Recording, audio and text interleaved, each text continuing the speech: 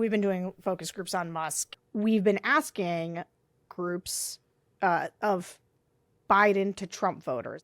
Donald Trump and Elon are similar for me in the sense that I cared about neither of them one bit. They were these figures that existed somewhere in culture that I didn't care about at all, and in fact found slightly repellent. Like every time Elon Musk talks, I don't enjoy listening to him. I don't find him interesting or entertaining the same way I never found Donald Trump interesting or entertaining. And so they're these cultural figures that I don't notice until they break the plane of politics. And I am forced to be like, wait, why do people like this? And what's interesting is this is a place that's always a blind spot for me, because listening to voters talk about Elon Musk is very similar to how it was in the early days of listening to voters talk about Donald Trump, where they have a long relationship with Elon. Like their view of him isn't just getting created. It is like, no. And they either, and this is the one big level observation I'll make,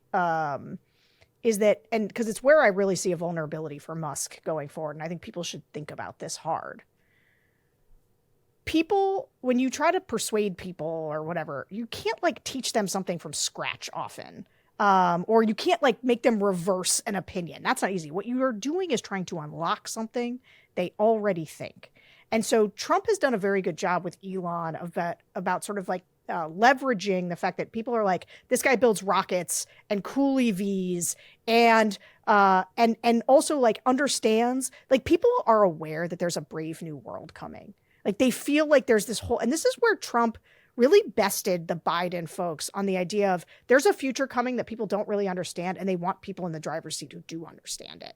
And so there's this thing about Elon for like half the group that's like, yeah, because he does all this cool stuff and I've invested in his companies and I think this is good. He's exactly the kind of person that we need making the government more efficient. Okay, that's half the group. All right. Then there's the other half.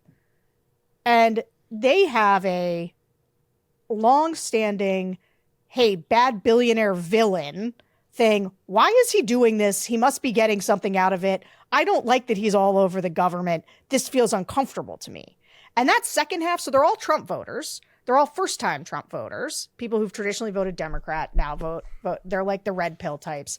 But like half just of them... Just like the fact that there are enough first-time Trump voters in 2024 that we can easily recruit them for a focus group is just a side little depressing anecdote for me. I know it's true. You don't need to explain. I get it that it exists, but it just hits you sometimes. Every once in a while you get hit with a fact. You're like, oh, that's another hammer to the balls.